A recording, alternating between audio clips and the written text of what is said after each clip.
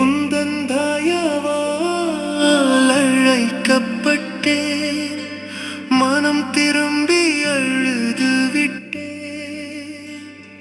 நேற்று வரை மரித்திருந்தேன், இன்று புது வாழ்க்கை பெற்றேன்.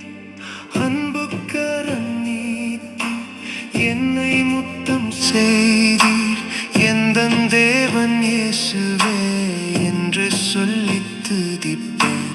அன்புக்கரம் நீட்டி என்னை முத்தம் செய்தீர், எந்தன் தேவன் இயேசுவே என்று சொல்லி துதிப்பேன்.